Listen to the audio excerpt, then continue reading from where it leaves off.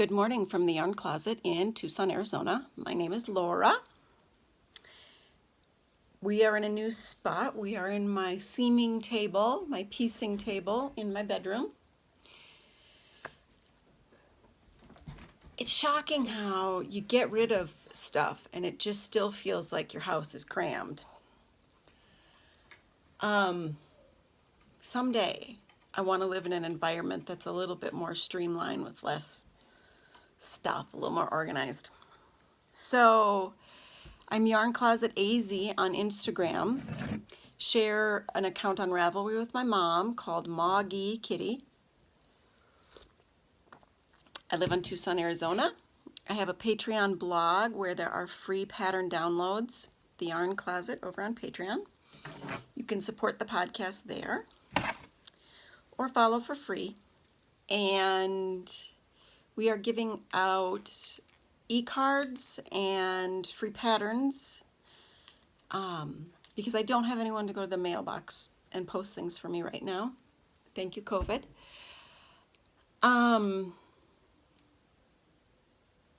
Where have you been? What's been going on with you? These are some scary times, some sad times, and I want to acknowledge that, but I don't want to get in on it here. I think we're all kind of rolling through depression and anxiety as we are spending far more time at home. Well, the rest of you are spending far more time at home. I'm legally blind. I've been housebound for close to 15 years. I think my hair is staticky. I can't see it or tell, but it feels that way.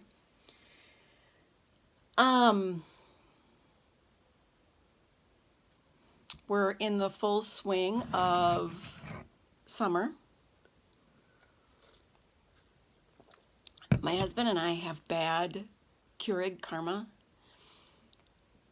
We'll be married 6 years, the middle of this month.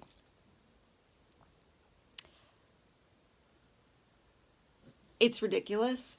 We've gone through 8 Keurigs, 10 Keurigs. And he's a handy bloke, and, you know, it's just ridiculous. So we got an espresso. That's why I use this cup, because it's the only one that fits in the space, because we didn't get the Nespresso with the big pods. We got the Nespresso with the small pods. I could do something more espresso-like, which I like. I like really, really strong coffee. He's not a big fan of it. It's very noisy, and he doesn't like, I think it's quite smooth. He finds it more bitter. Whatever. So now we have a Keurig and an espresso because we've managed to limp that Keurig along and get it up and running again. So now we have a coffee station with his and her coffee machines.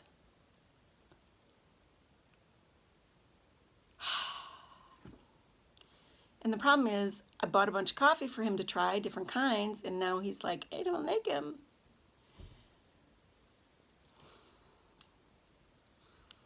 Oh my gosh.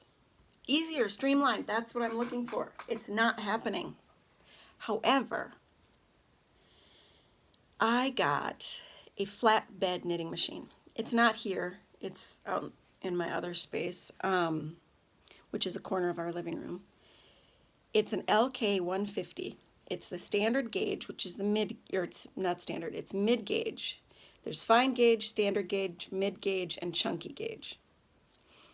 It can do fingering to worsted.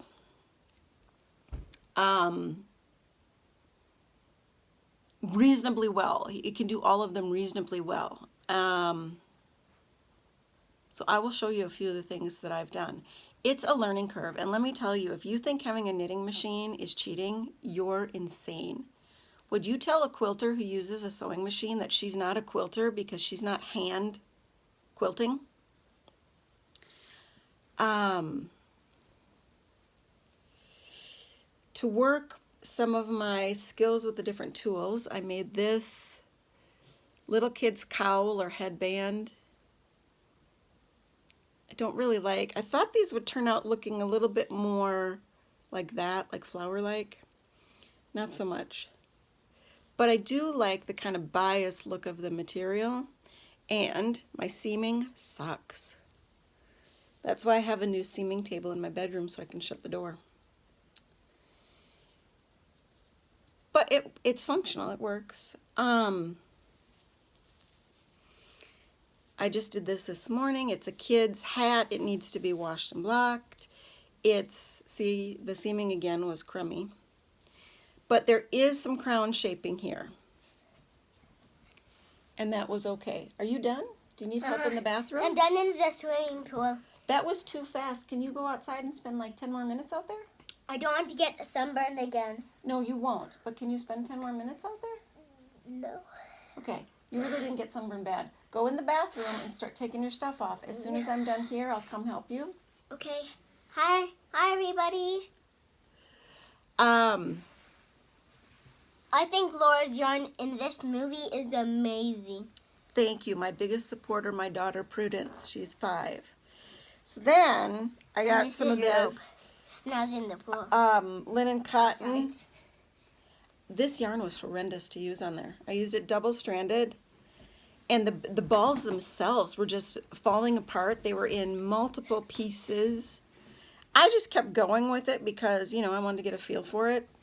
I'll probably undo this at some point and try to salvage the yarn, but the yarn itself, I think, was a bigger problem. I then have this cake. It's just a gradient cake, and I am doing a 3-needle bind off to hopefully make this into a bit of a cowl.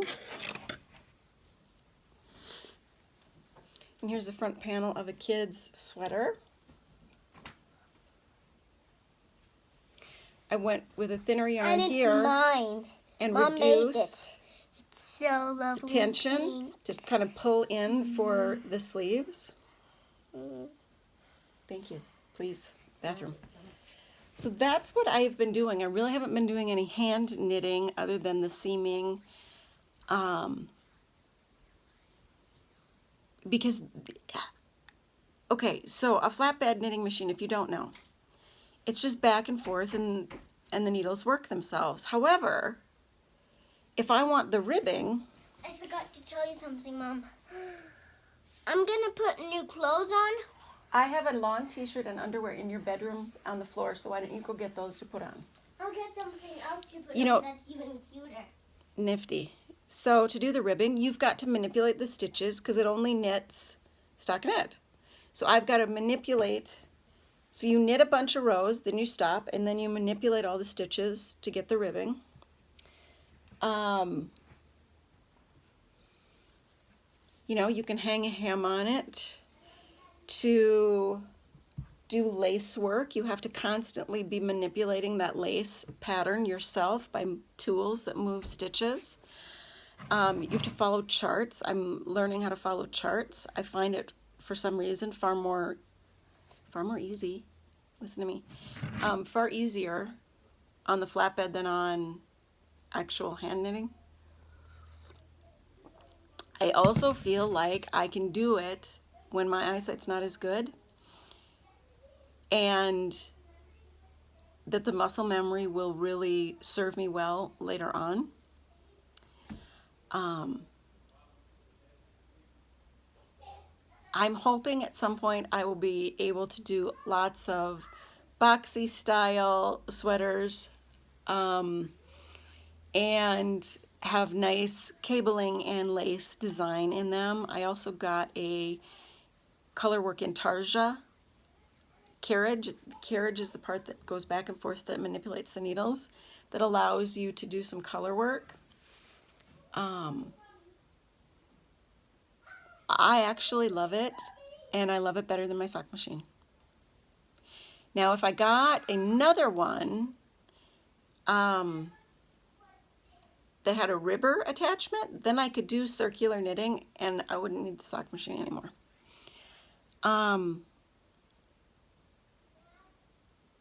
I just really love it. I love it.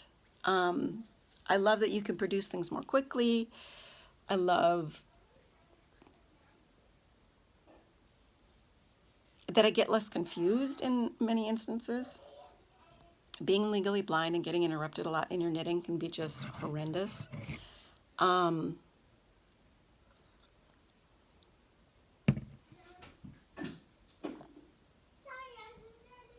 I don't like that I feel like a kindergartner again at that point with a craft.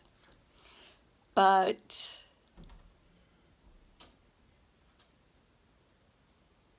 it's putting a smile on my face. It's giving me motivation. It's also, I also got a neck and back support thing to wear. And that's helping because I was having such bad shoulder pain and issues from crocheting and hand knitting that I knew I needed to do something to change that up. So I can do my left hand with a lot of the passes on the knitting machine, and then my right hand still with the finishing. I got a very nice OT light and magnifier at this little table that helps me, and we're gonna get there, and it's gonna be fabulous. And anybody that tells me I'm not knitting is crazy, because trust me, I'm knitting. You have to understand fabric, drape, construction, knits, pearls. You forgot to take this out, Mom, when I was in the swimming pool. Yep, I know. I did it on purpose. I would like to put a little oil in your hair. So now I have to go. I love oil dyeing. What do we say? Can you say it? Look with your heart first.